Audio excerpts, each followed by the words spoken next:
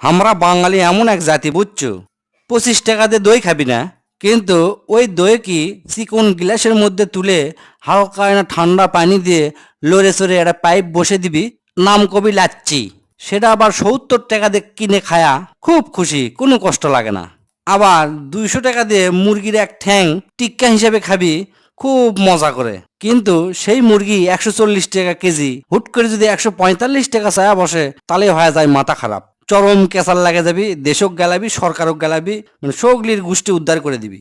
আবার 40 টাকা দিয়ে আইসক্রিম খাবি না, 120 টাকা দিয়ে ওরই অর্ধেক ম্যাঙ্গো ফ্লেভার কয়া ঠিকই খিলাবি, খুবই খুশি। আবার যদি মনে কর বাসত উঠছু, বাসত উঠে লিজে ঠিকই বাড়ির সামনে মানে গেটের সামনে নামবি, কিন্তু অন্য কেউ যদি গেটের সামনে নামবার চায়, মানে কত কথা শুনবো, কবি কি 10 টাকা ভাড়া দিয়ে কি বাস কিনে লিছেন নাকি, বাড়ির গেটত নামবার চান, মিয়া সময় নষ্ট হচ্ছে না, বাস স্ট্যান্ডে নামবেন, আরো কত কথা শোনাবি, তার হিসাব নাই।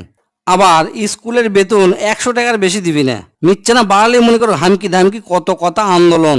আবার দেখবো সেই স্কুলের স্যারের কাছে যদি আবার কোচিং করে, দেখবো 2000 টাকা প্রতি মাস দিচ্ছে, কোনো কথা কবি না। আবার সোলপুলক বিয়ে দেয়, বিয়ার অনুষ্ঠান পার করে বিশাল জাঁকজমক ভাবে, মানুষক বড় বড় গপ্প দিবি, বেটাক বিয়া দিছি 10 লাখ 20 লাখ টাকা খরচ করে। কিন্তু ওই যে রান্নাবাড়ি করছে সেই বাবুর্চি, ওই বাবুর্চি মনে কর 100 টাকা কম দেওয়ার জন্য লাফালাফি করবি, ক্যাশ ক্যাশ করবি, 100 টাকা বেশি দিবি না। আবার দেখ আমরা বাঙালি পেট ভরে খামো, ইচ্ছা মতো খামো, কেউ দাওয়াত দিলে তো কোনো কথাই নাই, মাছ মাংস এরাও বাদ দিবি না। আবার সকালবেলা উঠে করবি কি দৌড়াবি পেট কমানোর জন্য, খাওয়া যে কমান লাগবি সেই চিন্তা মাথার মধ্যে নাই।